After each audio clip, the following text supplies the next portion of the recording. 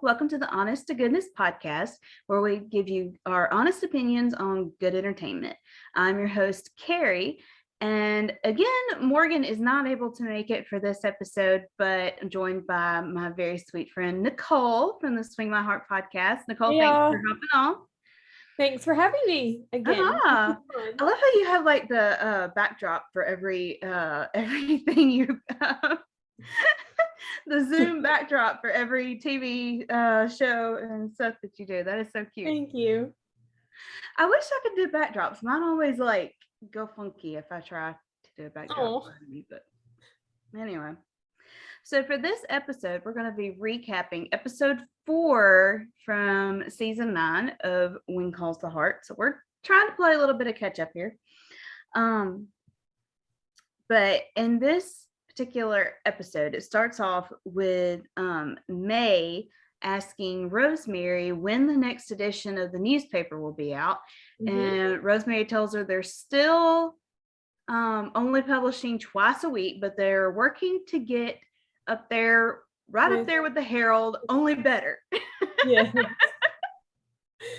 like Rosemary is so much more back to her usual self now, and I love it. Like I don't know, something about her has been different over the past season or two, but I like that she's kind of more back to her usual self. So what did you think about like kind of it kind of goes back and forth in this particular episode, but the Mr. Gowan with the oil company? Like I feel kind of confused, like he's not really communicating himself well as far as what he's wanting out of this. Does it seem that way to you or just me? I mean, it didn't come across that way to me. I mean, maybe I would say maybe a little bit, but not 100%. Yeah. Well, like at the beginning of this episode, Mr. Gowan tells Lucas that he'll stay with the company if Mr. Smith and his investors buy Lucas out.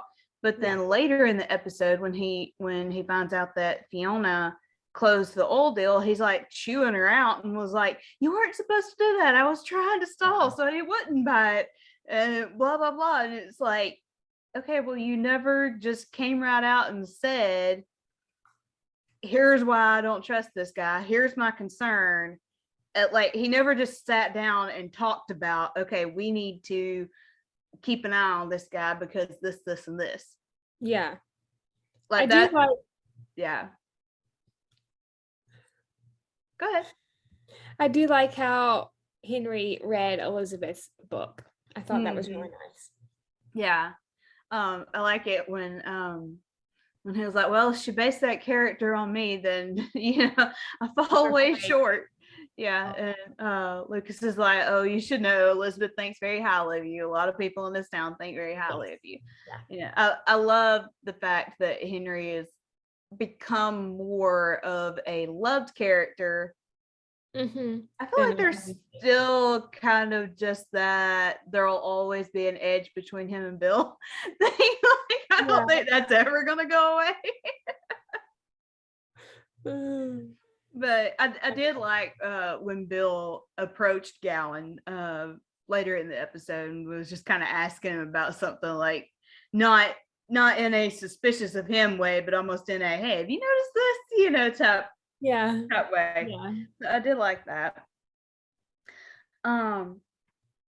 So there is apparently a little summer cold going around Hope Valley. So Laura, who is normally the babysitter for little Jack, is sick. So Elizabeth calls Florence to find out if she can spare Robert for the day. Robert's sick as well.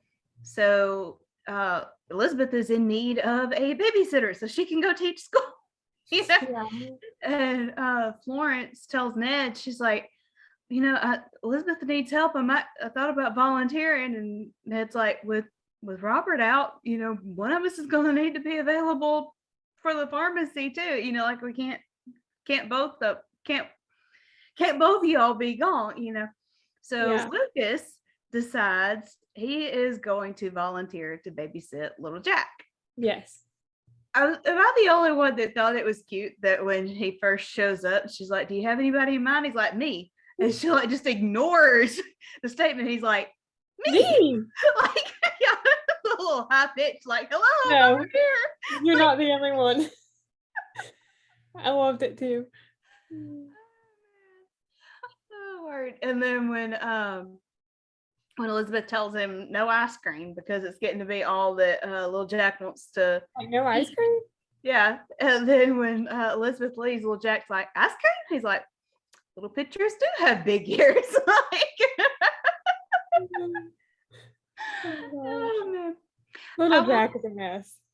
Yeah, he is. They Also, did a really good job recasting him. Yeah.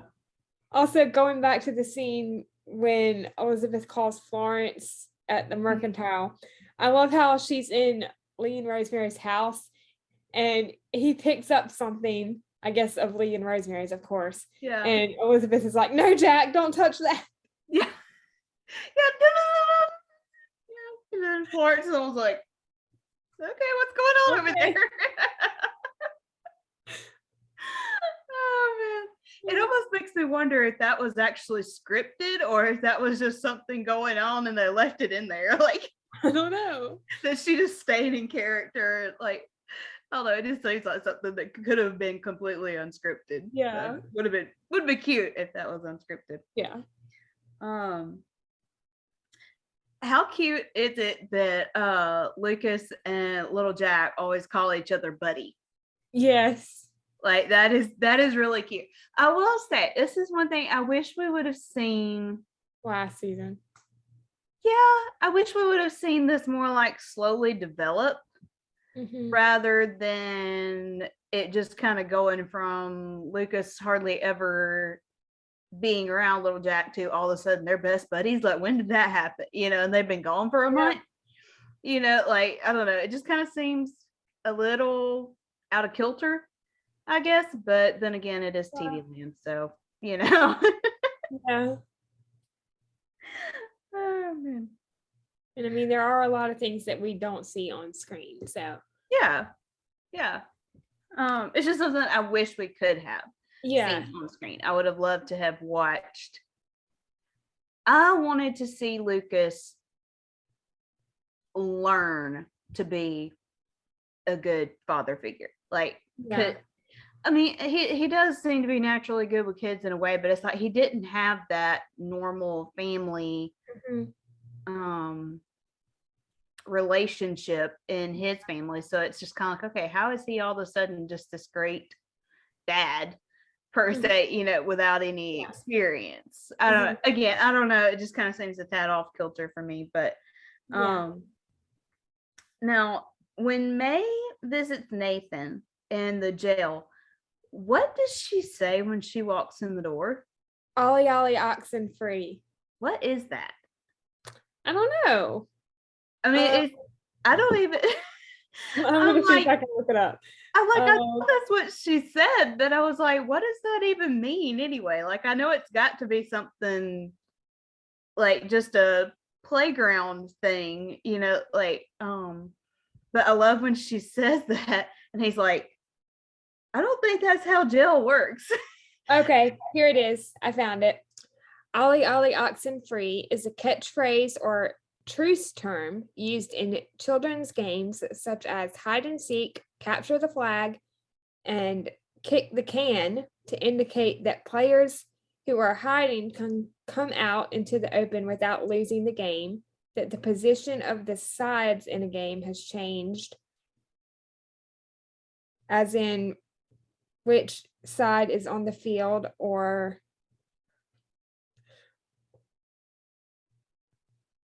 which side is at bat or up in baseball or kickball, or alternatively, that the game is entirely over.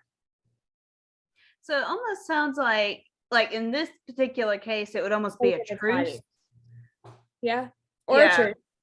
Yeah. But it almost sounds like it could be like a white flag, almost like a pause, which again kind of comes down to a truce in a way. But but in this particular case, it would kind of be a truce between the two of them because he had tried to get her to work with Newton with him. Yeah. And she wouldn't do it. She just wanted to work with Newton by herself. Yeah. So but I love when she comes in and she says that and he's like, I don't think that's how jail works. Yeah.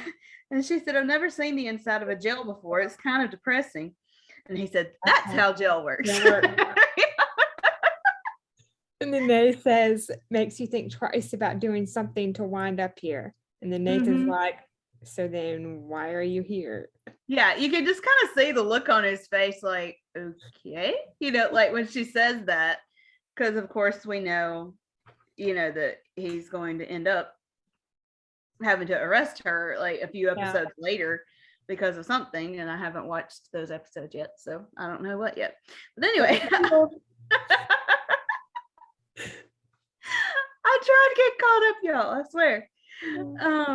So May, after refusing to work with Nathan with Newton, invites him to come work with them.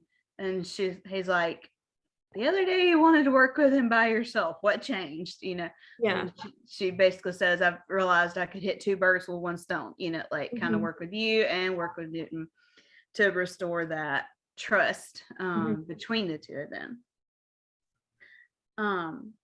So Lee has taken a job as the managing editor of the Valley Voice, and Rosemary gives him an assignment to write again about Hickam as the mayor, and Lee is not too happy about that. I really do feel sorry for Lee. He is but I love when he starts out the door and then he's like, be honest with me, do you think I would have made a good mayor? And she's basically like, he called her. Yeah. When have I ever not been honest with you? Yeah. And he's like, yeah, but I'm your husband. So, you're my wife is what Lee says. Yeah. It's hard to be effective. Yeah. And I love when she said, just because I think you hung the moon and stars doesn't mean I wouldn't tell you the truth, even if it hurt. Yeah. I love, and I love when she's like, I might just give you a kiss to make it better. That was sweet. They're so cute. They seriously are so cute. Yeah. They're my favorite couple in Hope Valley. Them, and I love the dynamic of the next scene with Molly trying to help Bill his office. Those two are hilarious. Oh man. But I love when Molly starts watching Bill analyze Wyman Walden's and he's almost looking at her like, do you mind? Molly, get back to what I asked you here for. You said you had an interest in interior design, because he called her over to see about splitting the office, because that Hickam had told Bill I needed the office, and so I love, obviously Molly is watching Bill do his little forensics thing, and then when she hands him the tape measure, here, hold this. He's like, almost like that was demeaning to have to hold a tape measure for her or something. Like you would think she had asked him to like put on a dress so she could pin it up or something. Like that's what image went through my head. That's like the demeaning look he had on his face. Oh, goodness. Oh man. So do you think, like, just kind of your personal opinion, do you think if we get more seasons or whatever, do you think we'll see those two ever actually get together, or do you think they'll always just be the friends with flirtation in there? I don't know. I mean, I think it's a possibility. I would love to see them together because I think it's time that they both found love again. Mm-hmm. I mean, Molly has been single since season 1, and Mm-hmm. Bill has been single about the same time. Yeah. Because when he came to Hope Valley, I think he was already divorced to Mm-hmm. Nora. Yeah. Although she didn't think so. Oh my word. I can't wait to go back and rewatch those early seasons. I'm like, there's so much in those early seasons I know I have forgotten. Yeah. So Joseph and Minnie start talking, and over the last several episodes, I have loved the Canfield storyline. Yes. This season, I have felt like it has added a lot of realism to it, because I mean, Cooper is going through what any normal child his age would be going through, and any preacher's kid his age would be going through. Yeah. You know, so I love that we've seen that element there. But Joseph is talking to Minnie about like how much work he's been doing at the sawmill since Lee asked him to come to work for him, and he's like, I've been thinking about just asking him about selling me part of the company. She was like, wouldn't that be even more work? And he was like, yeah, but at least then I'd be working for myself. And I think that's when she expresses interest in buying the cafe, or buying part of the cafe too, isn't it? Let's see. Yeah, I have written down in my notes that Joseph is considering asking Lee for a raise or maybe selling part of the business. And then Minnie says, with Clara gone, she has been wondering the same thing about herself in the cafe. Mm-hmm. Yeah. So I would love to see that and see them as more, I don't mean this in a bad way in the least, or to take away from him being the pastor, but not just as the pastor and pastor's family of Hope Valley, but to see them as just established citizens as well, and business owners and whatever. So I would love to see that for them in Hope Valley. I love their family in Hope Valley. Yeah, me too. They're another favorite. Yeah, they're really sweet. So when Henry passes Lucas with little Jack, and Lucas is telling that story, the crooked story. I did not even attempt to write all that down, because there was a crooked man and a crooked something who had a crooked cat who caught a crooked mouse, and they lived together in a crooked house. And I'm just like, okay. I didn't write it down either. But I thought it was cute, him telling the story. Yeah. I love it. This is like later in the episode, but I love it that night when he tells Elizabeth, it's hard work being a mother. Like, that was cute. Cute. But I love it too, because it's like, okay, I don't know, maybe being raised by a homemaker, and then since my mom passed away, like I've taken over a lot of those duties and stuff. But like, it gets so irritating how guys want to complain about how we didn't get like certain things done, or we're always so tired or whatever, but then they don't want to do what we do. Like, you leave them alone with the kids for a few hours and they're ready to pull their hair out. Oh my goodness. You stay home with the kids day in and day out, and they want to know why you're tired and why this isn't done. It's like, men, they're exasperating. Literally the other day, my dad is self-employed, so he called me and was like, okay, we're going to lunch, do you want to go? I was like, sure. I was like, give me just a couple of minutes. So I had like just finished putting a load of laundry in to wash, so I like, was dealing with some stuff and went out. Well, the guys are sitting out there waiting on me in the truck, so I got in the truck and I was like, sorry, I was finished. I was just finishing this up. It took me a couple minutes. And they were like, oh, it's no problem. We're used to waiting on women. I was like, well, you have clean clothes to put on tomorrow, so you're welcome. Take your choice. Do you want to wait a couple of minutes, or do you want to not have clean clothes tomorrow? Yeah. Oh, man. So again, Molly with the interior design trying to help Faith in the infirmary, which is hilarious because she's like, let's try the desk over here. Faith's like, we already tried it over there. She's like, well, let's try it again. No, I don't like it. Let's move it back. And Faith is like, Molly. Yeah. And then Molly's like, what do you think about forensics? And Faith says, well, I think until we get this office in shape, you should stick with interior design. Yes, but I think it's so cute that she mentioned forensics because that's Bill's thing. So it's like she's trying to find that common ground with him or something. I don't know. Yeah. Again, just really, really cute. Yeah. So in the next scene, we see May and Nathan actually working with Newton, and May comments like, she knows what a bond that Nathan and Newton have.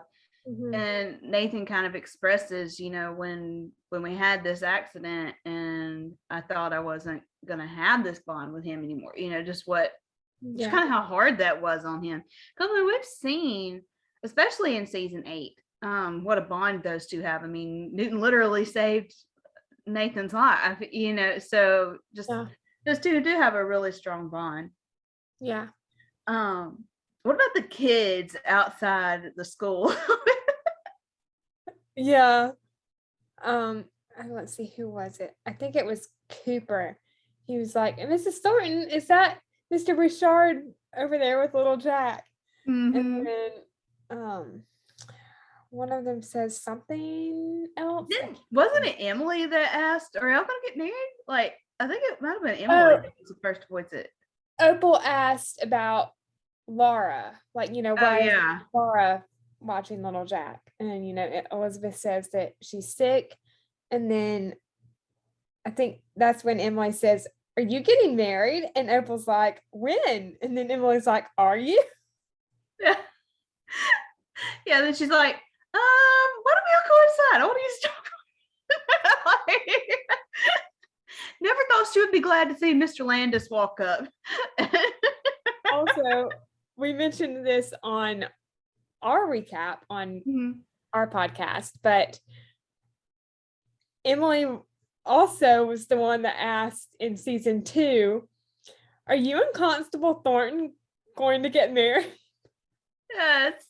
I think it is so sweet, like the close-knit relationship that Elizabeth has with her kids. Yeah.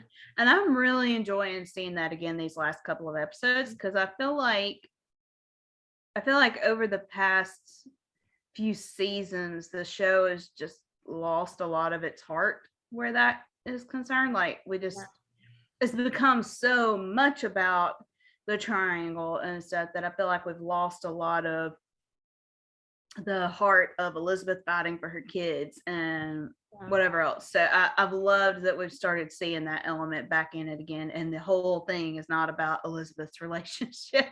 Yeah. Now in Elizabeth and Mr. Landis's conversation when he walks up there, I don't feel like he was as cold as he normally, like, he normally seemed like very judgmental, cut her off, almost like he wanted to fire her type attitude. But then when she tells him that she got her certification while she was in Hamilton to teach Angela, he was like, I'm so sorry, we can't accept your Yeah. credentials from outside of this district, but it was like he seriously felt bad about that, and I was like, okay, that's a soft side to him you haven't seen up to now, Yeah. Also, when he first walks up and she says, Mr. Land is expecting another storm, I wrote foreshadowing. Mm-hmm. Yep. Yep. I think he But kind of brought one. He brings one with him every time he comes to town. well, yeah. I mean, well, at that time, watching the episode, we didn't know that there would actually be An a actual storm. storm, yeah. I meant like foreshadowing with the school issue. Mm-hmm. Yeah. Yeah. But what was I gonna say? I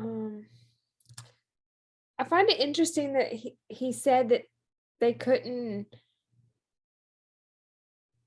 accept the certification. I mean, how far is Hamilton? It can't be that far. I mean, I know that she has to ride a stagecoach I know she has to ride a stagecoach to the train and then ride the train to Hamilton, but Yeah. I don't know. That's a good question. I mean, you would think it would have to be a somewhat decent trip for there to be no more visits between her and her family than there is. yeah, I'm not But sure. I don't know. That is a good question. I don't know how far it would be. Now what did you think? Okay, the scene between Lucas and Rosemary. I loved that scene. That was one of my favorites in the episode. It was hilarious. Like, when she starts using the pig Latin, and he was like, okay, I only speak a little bit of pig Latin and I understand even less. So like, That was impressive. yes, it was very good on Pascal. Watching the episode, I was just like, I'm not going to even attempt to write this down or say it. Yeah. Yeah. No way. No freaking way. Even though I took Latin in middle school. Now one thing, like, okay, I don't know, maybe it's just me, but I felt like it might have been a tad of an exaggeration to take little Jack to fate just because he was cranky. Like, I don't know, it seemed like just a tad of an exaggeration to me. Like, she I don't know. But then again, Lucas isn't used to dealing with children, so per se, so yeah, maybe he just wanted to be on the safe side, which I thought was nice. Yeah. I don't know, like I said, which my family is like not the type to run to the doctor over everything, and a lot of people are, which isn't necessarily a bad thing, but like we're the type that we're going to try everything at home we can before we go to the doctor. So I guess for me, I was kind of like, okay, I don't know, that just seems like a bit of an exaggeration to tell him to go to the doctor when the kid's cranky after he had a nap. I don't know. I do love how Faith says you could always try ice, and Lucas is like, he's not allowed. And Faith says he's Can't not have allowed to have ice. And then Lucas is like, ice. Yes, we could try ice. I think he would, and I think it was kind of that scene that kind of made me realize, okay, he is just so uptight to make sure he does everything right, doesn't leave anything to chance, whatever. If that's why he would have taken little Jack to the doctor when he wasn't sure what was, why he was still cranky or whatever. But like in that particular scene, you could actually see how much stress he felt, like take responsibility, taking care of little Jack and stuff. Yeah, Faith even said, Lucas, children go through all kinds of different growing pains, some of them big, most of them little. Relax. You're doing a wonderful job with little Jack. And Lucas says, do you think so? And Faith says, I know so. Mm-hmm. Yeah. Poor Lee, or wait, is it poor Lee or is it poor Mike with them trying to do that interview? Or is it bless both their hearts? Yes. Yeah. Let's see. I think it was in this episode. Because when Lee sits down to talk to him, Mike basically just tells him, well, as you know, I ran on the platform of fire safety, and you ran on this platform, and Bill ran on this platform. Yes, it was. We mentioned this on our podcast as well, but Lee said something about like his plan was to step boldly into a brighter tomorrow, I think. Mhm. And when he said boldly, I immediately thought of Norman and Lost Without Yes. You. Be bold. Yes. That was a bold statement, Norman. And if I may be a bit bolder. Yep. Shout out to the Postables. Yes. That Higher Ground is my dad's favorite. Actually, it was in Lost Without You, which was the one before, but I made a little. Okay, yeah. Higher Ground is my dad's favorite. It's my dad's favorite of the. I love Higher Ground too. Delivered movies. I didn't realize, and this is a sidetrack, but I didn't realize they had used Kevmo, I think is his name. Yes. I didn't realize they had used his music once before he ever appeared on the show. Yeah, The Impossible Dream. Yeah. I never recognized the fact that was before that until the other day. Me and my dad were watching them, and I saw that, and I was like, wait a minute, that's that song. Yes. Yeah, I love Higher Ground. Of course, I love all of them, but Higher Ground. Yeah. Yeah. I think The Impossible Dream is probably actually my favorite. Like when she sings at the end there, and the whole like the rescue mission and everything, like it makes me tear up every time. And I don't really cry when I'm watching TV, except for Fox and the Hound. That one makes me cry every time. Beautiful. Yeah. Oh man. So when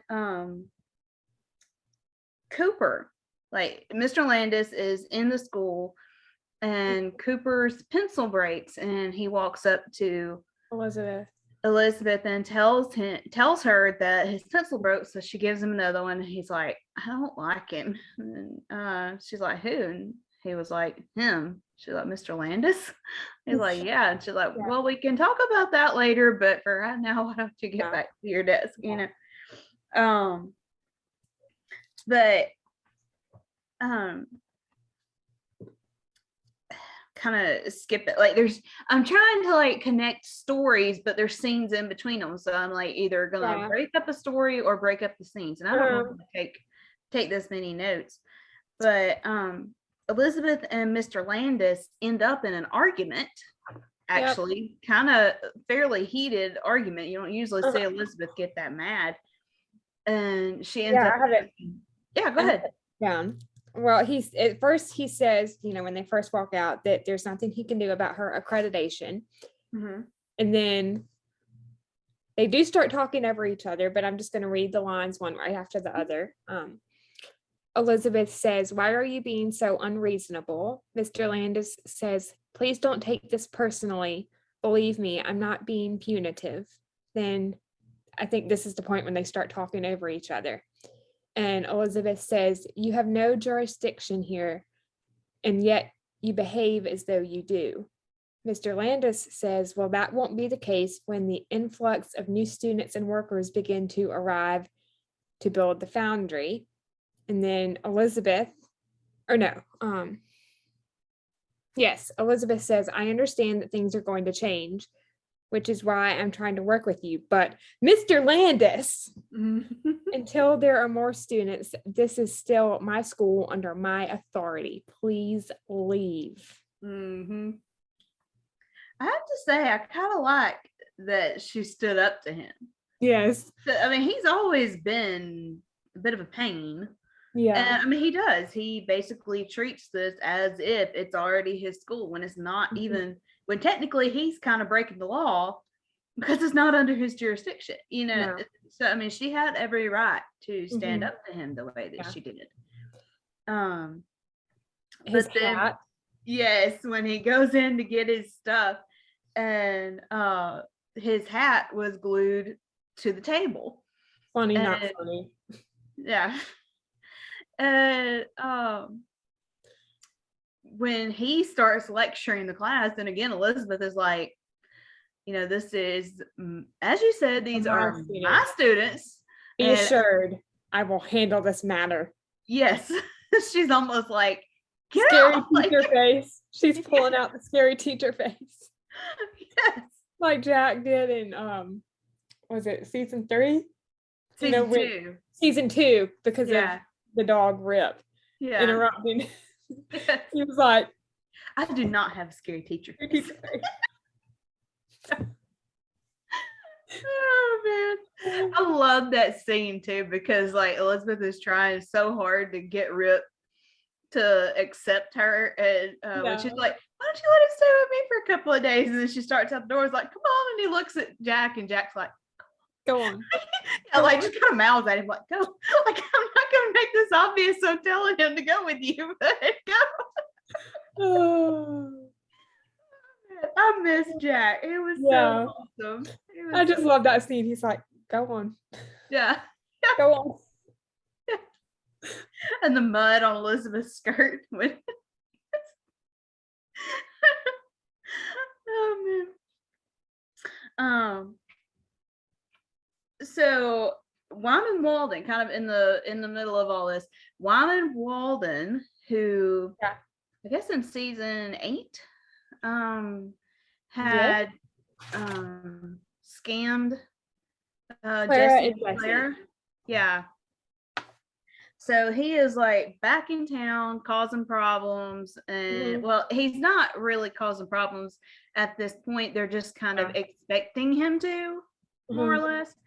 Yeah. But he leaves town and heads to Brookfield. I love that they mentioned Brookfield again. Yeah. In this, and bring that tie-in.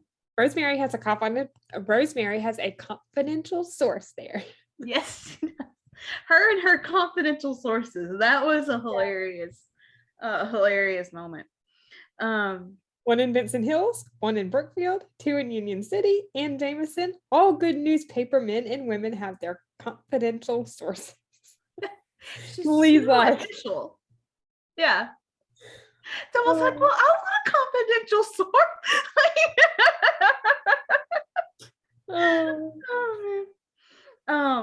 Yeah, Lee throwing the papers on Rosemary's desk after Bill leaves. He's just like, I take it your interview did not go well, Michael has no plan. Yeah. Pally in its future. I just don't think he's right for this job, in your opinion. I love how she very gently puts him in his place there and just kind of reminds him, well, it must be your opinion. Yeah, don't let it. Your job is not to write your opinion. Your job is to report the facts. Like I love how she just kind of very gently reminded him of that there. Yeah. When Nathan returns his new hat. Because it's too big, and then May ends up walking in and he invites her to dinner. Doesn't take no for an answer. So what? I said he doesn't take no for an answer. No, he doesn't. Okay, so but I love it when he looks at Ned and it was like, do not mention this to Florence. Yes. Not a word, Nathan. I'm telling you what, Ned needs to get an award of some sort for anything he is able to keep from Florence, because she is like, wasn't he the one that didn't tell Florence that Henry and Abigail were writing to each other? Yes, it's like, how can anybody keep, like, the man is a genius. Like, I don't know how he's doing this, but the man is a genius. What did you think, just going back to the whole thing with Mr. Landis for a second, what did you think about Elizabeth's conversation with Rosemary at the school? I mean, at first they start talking about Mr. Landis, and then they start talking about Lucas. That was the scene when, she starts singing the wedding. Yes. I started to go da, da, da, da, when he said that. I'm trying to pull my brain back to them talking about Mr. Landis for a minute. I thought that was one of the more rare than not scenes where you see Rosemary just be a good listener for a minute, and like she has to like she's so vibrant and bubbly and whatever. It's almost like she has to catch herself sometimes and remember, okay, I just need to listen right now, and so I felt like she was doing a very good job of that at that particular moment, and realizing that Elizabeth, there wasn't really anything she could do to help Elizabeth except just listen at that moment, and that Elizabeth just needed somebody to vent to. And just, I love it when Elizabeth's like, uh what does she say, something about I know this isn't just about Angela, that Cooper, because Rosemary asks Elizabeth, like, did you see, or so do you know that Cooper was the one that glued his hat? And she was like, did I see him do it? No. But he doesn't like him. And she was like, he thinks that this is all about Angela, and it's not all about Angela. Well, actually, I don't know what it's all about, but it's certification. Yeah. But I love when she kind of like stops herself and is like, actually, I don't know what all the problem is. Like, just kind of realizes that to herself, that, okay, maybe we need to actually sit down and figure out what the actual problem is, and we can work together instead of us just being at each other's throats every time he shows up, And then, Rosemary was like, I saw Lucas in town today with little Jack. And it's like, Lucas will make a wonderful father. And then, Elizabeth gives her that look, and she's like, oh, don't give me that look. You obviously feel the same way. Yes, but perhaps you could slow my trip down the aisle just a bit. Da, da, da, da. Which I thought that was partially cute because of the fact that Elizabeth had caught the bouquet at Rosemary and Lee's wedding, which obviously she was with Jack at that point, but just I don't know, it just kind of tied in for me anyway. It might not have to anybody else, but it just kind of tied in for me. She did catch the bouquet at Clara and Jesse's wedding, which I believe was the last Hope Valley wedding that we've seen. Yep.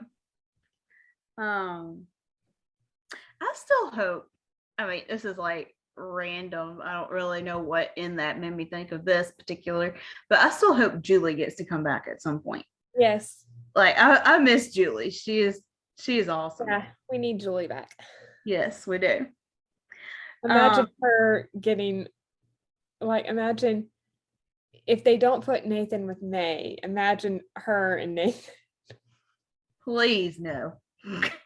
I'm just like throwing it out there. I mean, I doubt it'll happen, but no, it was just kind of like, it would be a sight to see. That's an understatement. Oh, man. Or Julie with, I don't know, who would you like to see Julie with? If she, like, for example, like if she moved to Hope Valley. I doubt it'll happen, but I don't know. I almost feel like they would have to bring in a new character for her. Yeah. And unless they brought Tom back in. Which I would love to see Tom and Charlotte again too. Because like we've completely lost Jack's side of the family here,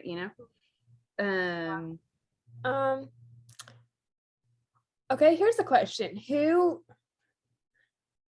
If Julie were to come back and move to Hope Valley, if Julie were to come back and move to Hope Valley and they brought in, someone for her, who would you want to play that character? Like what Hallmark actor? That is a good question. Tyler, maybe? Or I don't know. I always feel like she wouldn't. Maybe Tyler. I mean, there's Tyler. There's Niall could come back. Yeah, but they've had him with Fate, so that might be awkward. That's what I'm like trying to go back through. Okay, who have they already had on here? And like now was my first thought, and then I'm like, no, wait, we can't do that.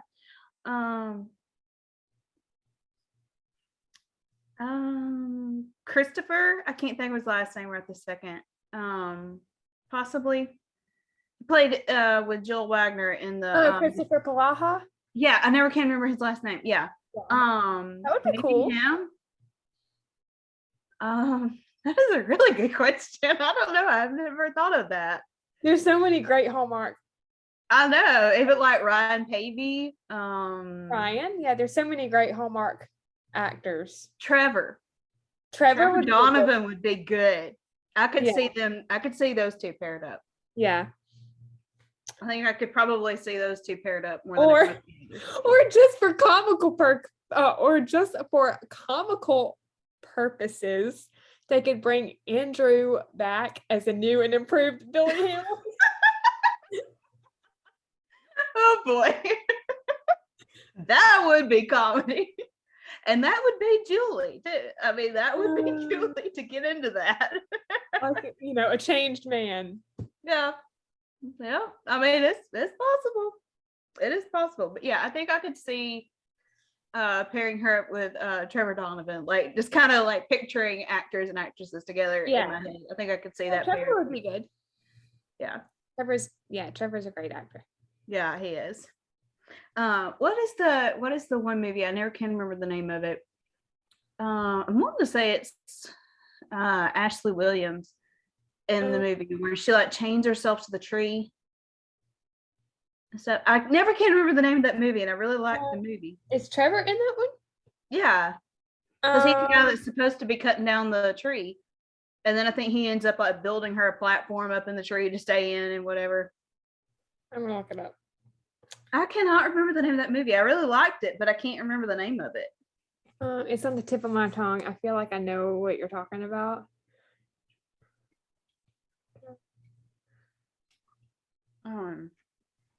I think it was an autumn.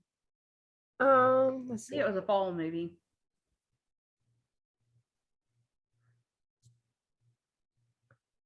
For some reason, only. Oh, was it Love on a Limb? Yes. I actually haven't seen that one. That one is really good. I think you would like it. I'll have to check it out. Yeah. Wonder if they have it on Hallmark movies now. I'll have to see. Oh, might do it. So May, if we recall an episode or two ago, and I'm sorry, y'all, it's been so long since we've recorded an episode. I don't remember what episode it was in. So I don't remember if it was the last episode or the episode before, like episode 2 or episode 3, that we heard May kind of talking to Bill, like, I might need your help at some point, asking him like, okay, here you're an attorney and, whatever. Mm-hmm. So she comes to him finally in episode 4. And she was like, anything I tell you is like stays in confidence, right? And he was like, well, if I were your attorney, and she was like, you're hired. Yeah. Like, whatever I got to do. This is just between me and you. She's a fugitive of sorts from her husband. I love when she says, you may want to take notes. Yeah.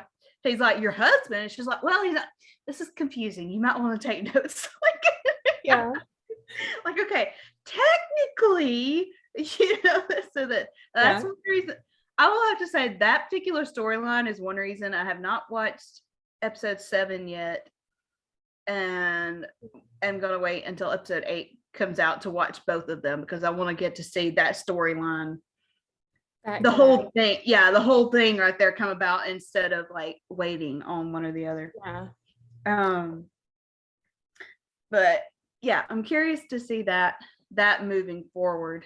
Sorry, y'all, my hair's bugging me today for some reason. So when Elizabeth comes home and sees Lucas reading to little Jack, this is when it was such a sweet scene.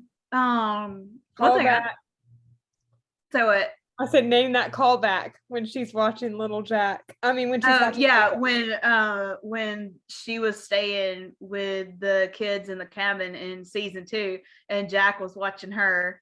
Yes. Comforting the little Patrick boy. and Patrick and I don't remember the kids' names, but I remember the fact that they named the cow Lizzie. Yes. I remember the little boy's name. Why can't I remember? That was one of my favorite episodes from episode 2. Like, to me, episode 2, or sorry, yeah. season 2 was not my favorite. Like, Yeah. when it was airing, I hated it. I I refer to season 8 as the new season 2. Like, while you're watching it live, you hate it because of everything that's going on. Yeah. And then when you go back and rewatch it, you realize a lot of good stuff that you missed because you were so busy hating the other part of it. So to me, season 8 is the new season 2. Yeah. It was Patrick, and I don't remember the girl's name, but I know that she was played by Alicia Newton, who is on Heartland, or was on Heartland. Yeah. But when Lucas comes downstairs and finds Elizabeth standing there, who, by the way, I don't think she put her shoes back on when she came back downstairs. I don't know why that stuck out to me, but it did. It just kind of cracked me up.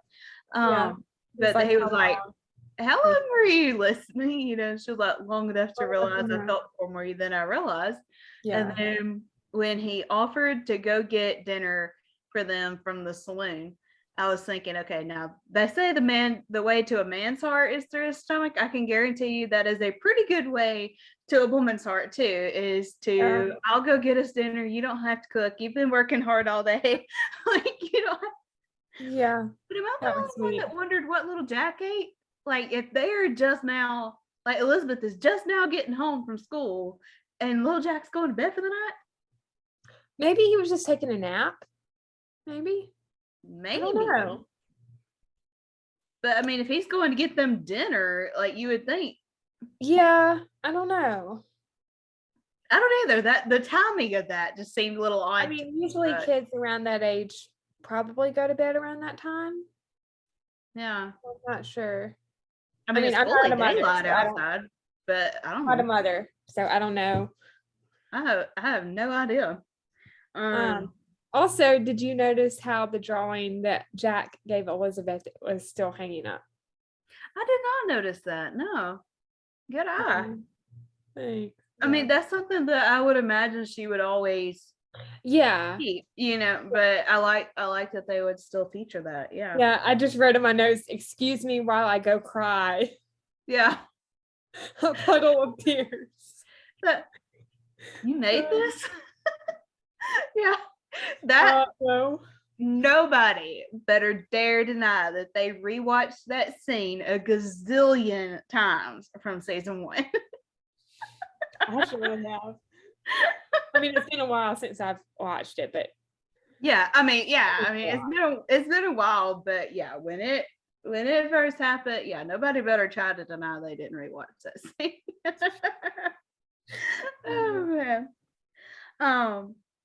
So when Lucas goes back to the saloon to get the dinner, and he runs into Wyman Walden, who he's like, you know, hey, it's gonna have to wait, and he's like, yeah, it's not gonna wait. Is it just me, but like, do you just kind of assume that Walden walked with Lucas, like, towards Elizabeth? Like, I don't see them just standing outside talking. Like, would you think that he was like, well, I'm headed here, we can talk while we walk? Yeah, I could see that they probably started to walk towards Elizabeth, and then Wyman just went his separate ways. Yeah. And then when May showed up for dinner and Nathan thanked her for coming, I mean, that was sweet. It was so sweet, but it's like, you know, I mean, the poor guy last season, like, never got a date with Elizabeth. Yeah, and like the one time he almost did, they literally get to the steps of Abigail's cafe and she leaves, which, I'm sorry, that is so, don't even get me on the soapbox for season 8. But anyway, I love this series, I do. But I'm getting very tired of how they are treating Nathan even through this season. Like, who does that to a character? Why should this one character who has literally never hurt anybody keep being put through such anguish, Yeah. even through this season. Like, it's like he just cannot catch a break. Like, I don't, help me understand that, like, like I don't understand where they're going with this. I'm trying to wait till the end of the season, but I have a feeling it's not going to change. But I don't know. Like, I'm trying to give them a chance through this season to kind of show where this is going, but I just kind of have a feeling it's not gonna have changed through this season. I can only hope for a season 10 where we actually see him happy for a change. Yeah. Instead of getting literally dragged through the mud or hit by a car or whatever else. Well, at least they didn't show him getting hit by a car. I mean, This is true. So what about when Elizabeth finds Lucas asleep on the couch? I have to admit, I really loved that scene. That was Yeah. awesome. Although I did gasp. I was not expecting that right there. Yeah. Which again, I guess she had maybe like just gone upstairs to check on little Jack or something, but like you would think at that point she would have been putting him to bed or something. I don't know. Like I said, that whole timeline of little Jack going to sleep just seems weird to me. But I thought it was cute how she called him darling. yes. But when she comes down the stairs and she's talking to him and she realizes he's asleep, and she just whispers, "I love you." Like, he probably didn't even hear her. That's what's funny about it. Like, Yeah. or if he did, he showed no reaction whatsoever. Yeah. That would almost be funny in a later episode if he was just like, "I love you too." Like, it's just like, how did you know I said that? Like, that would almost be funny for that to come up, that he actually did also, hear her. That scene reminds me of a scene also from the Homestead episode season 2, Yes. when Jack and Elizabeth are sitting by the fire and he said, what was it? Sitting by the fire with someone you love or something like that. Yeah. And then he looks down and she's asleep She's on his asleep. shoulder. He's sitting there pouring out his heart and she falls asleep. Like, poor guy. Oh man. But yeah, when she woke him up, I thought it was cute that she called him Lucas darling. Because I don't think I've really heard them use pet names for each other throughout this. And then when he leaves, it gets attacked. Like, obviously we didn't see who attacked him. Who do you but think? I feel like it's Wyman, possibly. Oh yeah, I mean, it would have to be one of Walden's men, whether it was him or one of the Pinkertons or, because the hat the guy was wearing looked like one that Wyman wears. I didn't catch that. But Wyman to me doesn't really seem like the type of guy that's going to get his own hands dirty. No, and then too, it's kind of confusing because I think he was like supposed to be out of town at that point in Brookfield. Well, no, he had come back because remember he had talked to Lucas at the saloon. Yes, that's true. Okay, so it could be him, possibly, but yeah. But remember when must have missed something somewhere. Because when that's weird because it's like he's there or he left and then he's back. And I mean, I wrote this stuff down in order that the scenes played. Yeah, I did too. But then when he like officially is back in town, Bill's all upset and on the phone with Gabe, like, "I shouldn't hear about an arrest in Brookfield from somebody in Hope Valley. Keep me informed." And we find out that Wyman Walden had actually been arrested in Brookfield. But then they let him go. Yeah, because nobody would press charges, but there had been a merchant shot that had survived, but nobody pressed charges. But then Bill had confiscated Wyman Walden's gun when he came into town kind of the first time. Yeah. And then when he left to go to Brookfield, he had to give it back to him. And when he came, when Wyman Walden came back this time, Bill went to confiscate his gun to see, like again, test it, see if it had been fired anytime recently. And he was like, I'm sorry, I lost my gun, conveniently that he lost his gun. But yeah, it's kind of weird. Like, when did he come back into town or leave? Real convenient. Yeah. Yeah. Like, probably hid it somewhere. Yeah. Yeah. So I don't know about the timeline there of Wyman Walden. I don't know. Being gone or coming back in. But then the next morning when Lucas shows up to babysit little Jack again, Elizabeth's like, what happened to you? He's like, I ran into a door. Are we going to talk about this? No, because you need to get to school and we need to go sleep. That was cute how he gave him a sailboat. Yes. And then how he's like, maybe we could all three go get some ice cream later, and she's almost looking at him like, Lucas, and he was like, just a special treat. And she was like, well, after all the help you've been, you deserve 2 scoops.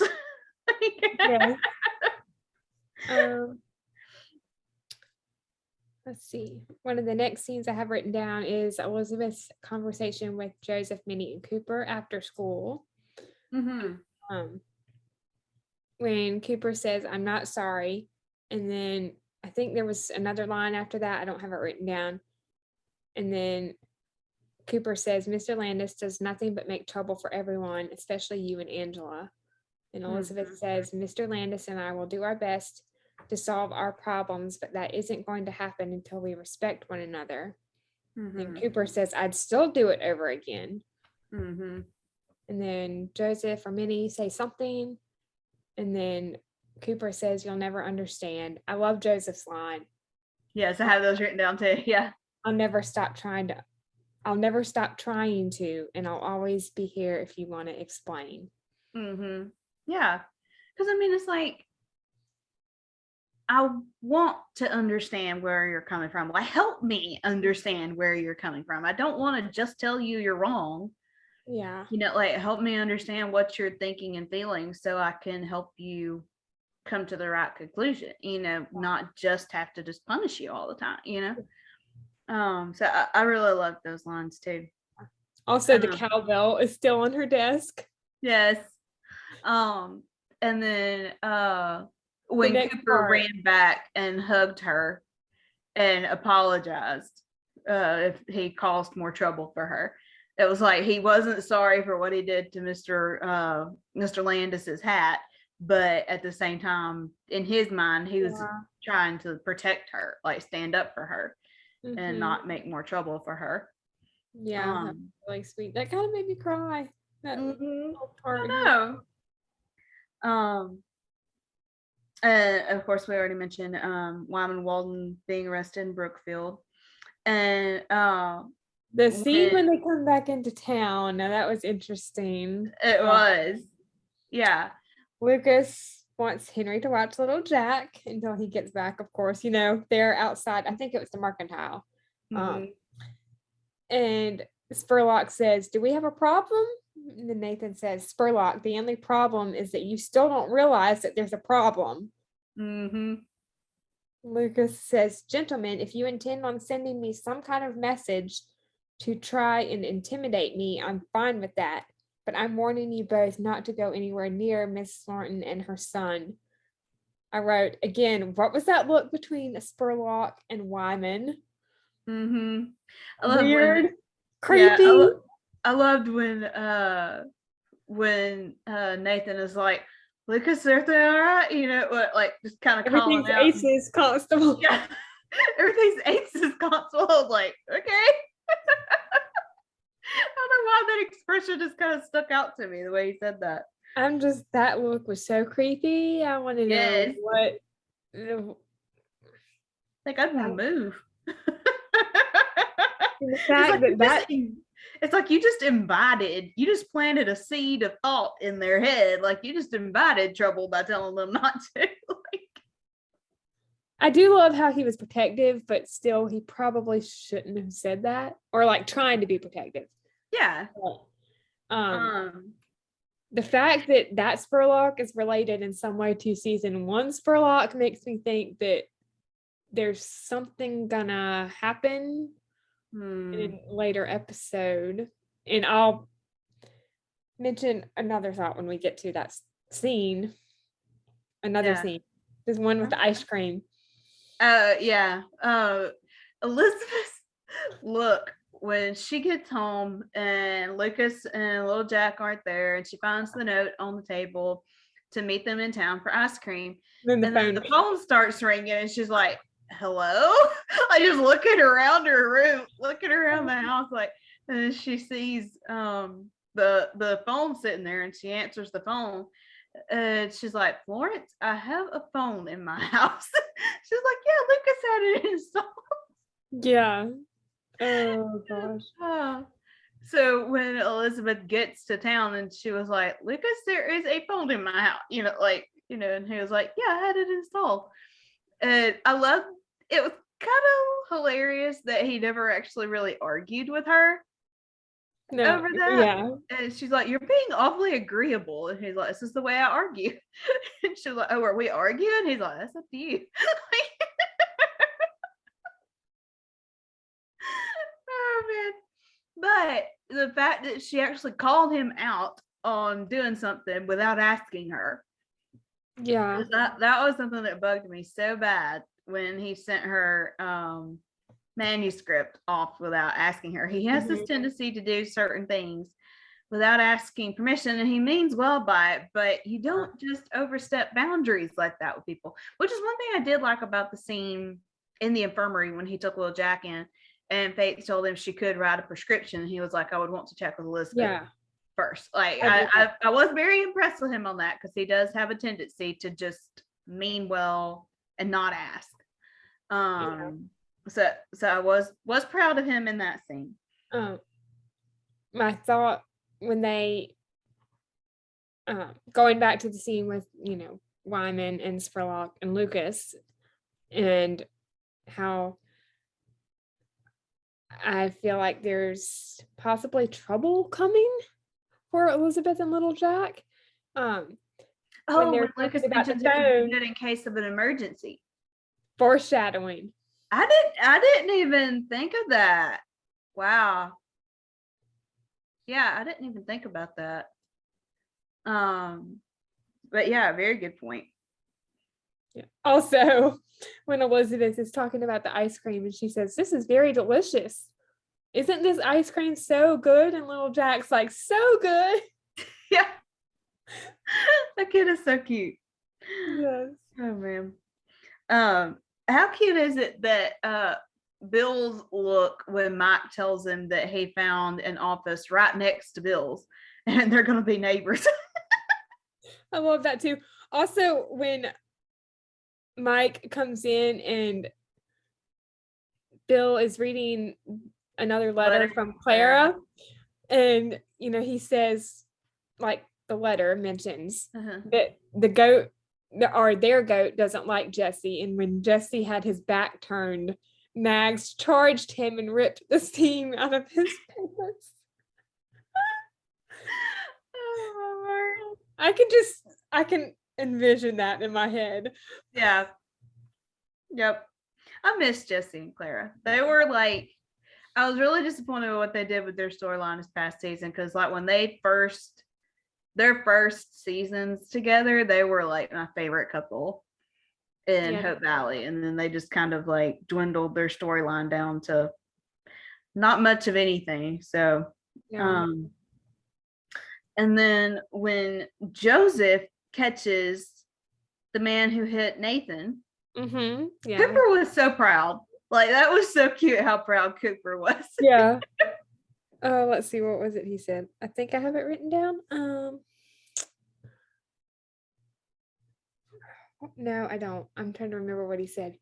I think he said something like, my dad caught the man that hit Mountie Nathan. Woohoo! Yes. Yes. And then Rosemary, runs up to Minnie and she's like, what's going on? Yeah. Sorry, y'all. I don't know. Notebook in hand. I don't know if that notification that just came through my laptop, I don't know if y'all could hear that or not, but it No, probably I didn't hear it. good. Okay, good.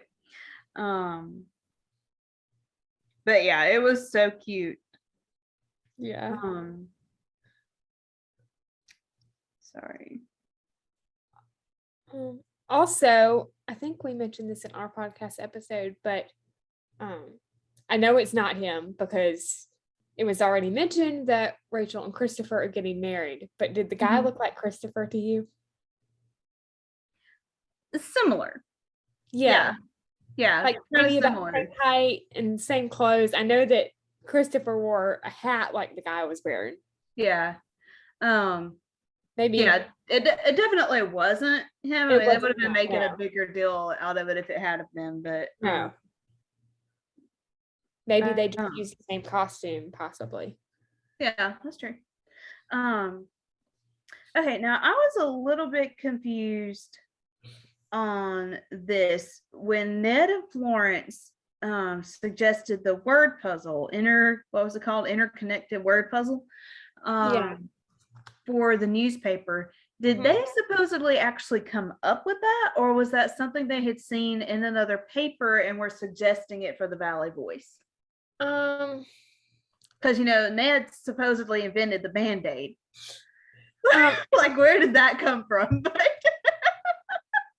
I don't know. I got kind of confused with that too, but I feel like it was something that they saw.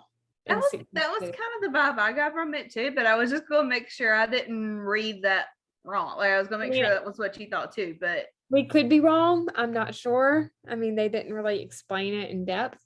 Yeah. For sure. And then when all the excitement kind of dies down and May runs into Nathan and Newton, and she was like, "Are you good to lead him around town, or do I need to come along just in case?" And that was a total "I don't need you to, but I want you to" move when he was like, "Yeah, maybe you better come along just in case." Yes. I'm really nervous for their storyline. I'm not gonna lie, because it's like they're setting them up to look like they're gonna be a couple, and then I haven't watched interviews, but then I'm hearing other people say that from interviews, Amanda Wong is making it sound like she is a permanent member of the cast, so she's going to be around, and that her and Kevin both have made it sound like they actually do end up together, like as a couple in there. But then I don't know. Again, I haven't watched the interviews and stuff, so I don't really know what's being said. But I don't know. I'm just nervous for their storyline. Like, I like them together. I'm not saying I don't. I like their dynamic as friends, even if they don't end up actually together as a couple. But like, knowing some stuff that's coming up in the next couple of episodes, it just makes me really nervous to see that. I don't know. Yeah. I mean, I'd love to see May stay in Hope Valley, especially with the opening of the soda fountain and pharmacy. Yeah. But I'm not sure. And then Molly and when Molly walks out of the infirmary and Faith's sitting there, like, just finished reading Elizabeth's book. Yeah. Molly's like, "Do you want me to stay?" And she was like, "Not if you're just going to have us moving furniture around." I'm tired of doing this. But when they talk about, even just being happy by themselves and not having to have a man in their lives, and then talking about, like, I agree with Molly as far as, like, certain things not actually being love, although you could think of them as being. But at the same time, I think this idealism that love is easy is exactly that. I think it's an idealism. Like, relationships take work. And granted, there comes a point where you have to draw that line of, okay, this is not worth it. But I mean, I don't know. Like, I think there has to be more of a balance in that, and not just expect it to just be easy and everything be perfect and whatever. But at the same time, if you're having to work too hard to make it work, then it's not worth it, you know? Yeah. Just referencing, I have to, because we were talking about, love being easy and not being easy. Just referencing a line from Shane to Oliver in Signed, Sealed, Delivered, Truth Be Told. Love is hard work. It's always trying to find that balance between too much and too little, too high and too low. We never get it perfect, but that doesn't mean we stop trying. Yep. I was pretty much thinking the same line. Great minds think alike. Yep. Y'all have never watched Signed, Sealed, Delivered, you need to. It is an awesome, awesome show. Yeah. I also love how Molly was mentioning Rosaline without actually saying her name. Yes. I've wondered, like, what has supposedly ever happened to Rosalie, because we have not seen her since season 1. And we haven't heard her mentioned since then either, that I can remember. And I'm just like, okay, does she not have a daughter anymore? Like, what's, but I mean, the same thing happened with Florence. We did not hear her son mentioned again until last season. And then all of a sudden he shows up again. Hope Valley Black Hole. What's his name? Like, Paul Jr.? I think it's Florence. Yeah. I don't know. There's just, But then I did love that Carson called Faith back. Yes, that. I skipped that. They talked about Bill. Yeah. For a minute, because Faith was kind of asking Molly, pretty much, do you think y'all are ever going to end up together? Those weren't her words, but it was pretty much. Yeah. And she was like, we're kindred spirits, and right now friendship seems to be enough for us, But I do love the fact that Carson called Faith back, because you could tell it really bothered Faith how impossible it was for her to get through to Carson when she was trying to call him. And the fact, like, she was like, oh, just tell him Faith called, he'll know who it is. And she was like, okay, Faith Carter, Dr. Faith Carter. Like, like, she couldn't even just simply leave a message. Like, it was just so official and everything. So the fact that he has finally called her back means a lot to me. Like, I think I'm kind of in the minority of the people that actually liked them together. But I loved that. Yeah, and cinematography wise, that last shot when she like kicks the door closed was brilliant. It was really good. I liked that. Yeah. So overall, what did you think of this episode?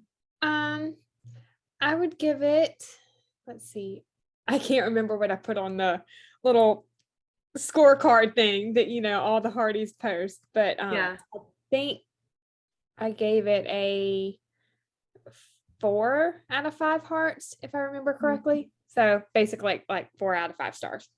Yeah, it was a good episode. It was a good episode. I felt like for me, it was the beginning of getting back to, okay, this is our old Elizabeth. Like, this is our teacher that stands up for her kids. Yeah. And like, I like that these pretty much from episode 4 forward have seemed more like the old When Calls the Heart that we fell in love with. Yeah. So I really, really liked that element of it. I think out of the ones I've watched so far, I think episode 5 was my favorite. I don't remember for sure. I feel like my brain is still not computing correctly, but I think out of 4, 5, and 6, I think 5 was my favorite, but I don't really remember. Out of those 3, I would say 5 out of episodes 1 through. Oh gosh, that's a hard question. Out of 1 through 7 that I've seen so far, I would probably have to say 5 is number 1. 3. Episode 3 is number 2, so that was the book release. Mhm. And then I don't even know, but those are my top 2. Those were Yeah. probably 2 of the best of the season so far. And Yeah. then probably 4 would be 3. Yeah. Yeah, so we will be recapping episode 5 as well. Well, we'll be recapping the whole season. But yeah, I really have been glad that I've given this season a chance. I have not gagged over Lucas and Elizabeth like a lot of people have. Now, I did think it's funny. I think it's just in a sneak peek that I've seen. I don't think I've seen the actual episode, but where Robert asks Lucas like about courtship and stuff, like how long have y'all been courting?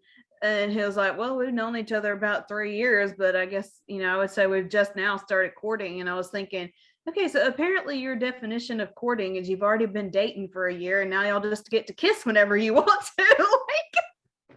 That was in last week's episode. Okay, yeah, I haven't seen episode 7 yet. So but yeah, I just remember kind of having that little, okay, depends on what your definition of this is. Thought, Yeah. But like I say, I am a little nervous about Nathan and May's storyline. But I would say, I personally still wish that GAC would get When Calls the Heart. I feel like they would do a way better job with it than Hallmark is, because Hallmark's just going downhill in a lot of ways. In a lot of ways. And in some ways, I feel like they have improved. So, I don't know. But I feel like GAC would do a way better job of that. Speaking of which, how exciting is it that Candace Cameron Bure has moved over to GAC and in a pretty big role, like not just as an actress, but like almost coming in as staff, pretty much. That's exciting. I miss her on Hallmark. I miss her Hallmark movies. Yeah. But like GAC, I feel like they're still like getting started in a lot of ways and kind of trying to find their footing, but I feel like their movies are just as good, if not better, than Hallmark when they've done movies. Yeah, some of them. I still love some of the Hallmark movies, of course. Yeah. I will miss Aurora Teagarden. Yes, I will miss Aurora Teagarden. Yeah. Well, it's not for sure that it's not. It's not for sure that they're not going to make any more. They just haven't said yet. So yeah, I would think since she's pretty much left Hallmark that I wouldn't think they would be making any more of them. Yeah. I don't know. Who knows? GAC could pick it up. Yeah. Yeah. I would love to see GAC start doing mystery movies. Like my biggest problem with Hallmark is that they're starting to put like gay couples and stuff in so much stuff, even if it's a minor character instead of like a major character. But that's my biggest problem with Hallmark. They're not doing it in every single one. But no, it's just scattered throughout and it's not even always advertised either. So like you don't even know sometimes that it's going to be in there. And I just don't watch the ones with main characters that are that stuff that is going to have it in it. Yeah. I'm not, don't get me wrong. I'm not like prejudiced or anything against those kinds of people. I don't agree with the lifestyle, but I don't have any hate towards people. It's just something that goes against our beliefs, and we're not going to purposefully expose ourselves to that without, I have friends that are that way, but I just don't agree with the lifestyle. But that doesn't mean that I don't still, love them as people, because as long as they're kind. Yeah, we're to love the. My mom always said it this way: you're to love the sinner and hate the sin. Like you don't hate the person. Yeah. It's the sin that you disagree with, not the actual person themselves, which some people don't know how to differentiate. But yeah, I'm really excited that Candace has moved to GAC, and I'm looking forward to that company taking off, because I mean they are still a fairly new company. I hope they do more with Lori Loughlin as well. So obviously Daniel Lissing is starting to do more with them and stuff. Second movie will be this second GAC movie will be this year. Merritt Patterson, I think. Yeah. Yep. I believe they just finished filming. I saw a post by Merritt Patterson. I guess it was last night that she posted it. And she, she was like, "See you later" or something. Ontario, I think is which is where they filmed, or something along those lines. I can't remember the exact caption, but yeah. Oh, that's great. But anyway, that would be awesome if Dan and Lori could do something together. I know, that would be really cool. What if like they were in a movie together and she played his mom? That's what I was just thinking. That would be really fun. That would be cool really to see fun. Because she was kind of like the mother figure to him on When Calls the Heart. That's one thing that I've loved about Bill in these last few episodes of When Calls the Heart, is just how much of a father figure Bill has become to everybody in town. It's so cute, especially with Mike. We'll get into that. We'll talk about that. I think in the next episode. Yeah, that'll be the next episode. But anyway. All right, guys. Thanks for joining us with this. Again, apologies that we're so behind. Y'all know life gets in the way sometimes. And I'm not sure when Morgan will be able to hop on. We thought she might be able to come on today, but she had something come up. But Nicole has very sweetly offered to step in and help out for the next several episodes. So it's fine. Thank you so much for having me. Absolutely. All right, guys. Well, again, thanks for listening, and we will be back soon with our recap of episode 5, and we will see you then. Bye. Bye, y'all. Bye, Hardy.